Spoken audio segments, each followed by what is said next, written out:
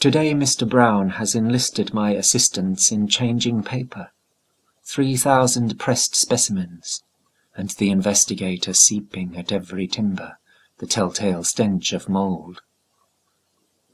Flinders' cat Trim sits on the discarded sheets, claws unretracted, waiting for mice. 3 kills thus far. He ate the first, the others neatly placed beside my case of paints. But all about they have left their signs, toothmarks in bark, gnawed inflorescences, entire paper sheets devoured, and everywhere a black scatter of little droppings, spots where one has urinated. We are down to the Banksias, Brown's obsession, dusting inflorescences with a soft brush, wiping mould spores from the leaves. His expression grows vacant, distant. Both of us remember those landfalls, after months of hempen creakings, first nights under strange stars with the sea-swell still in us, the heath awaking to guttural notes of honey-eaters plying nectared inflorescences, and close by the tent some bulge-eyed animal lapping blossoms. Every living thing we saw was nondescript.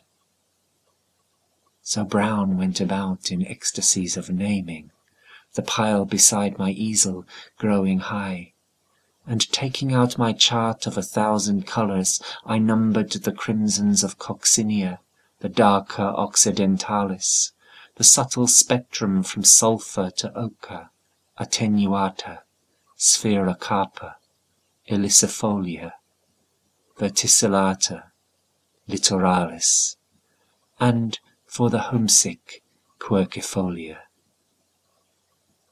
But most I loved the ancient cones which itched the sharp lead of my pencil with needled groins, velvet wounds, ogling beards, scabby mouths. And now our ship too is a crabbed old Banksia cone. She fell into the Sound and took on water, rack-tangles and a barnacled crust right up to the gunwales, sails so heavily mended they bristle with thread ends, and she has grown too brittle for the English Channel.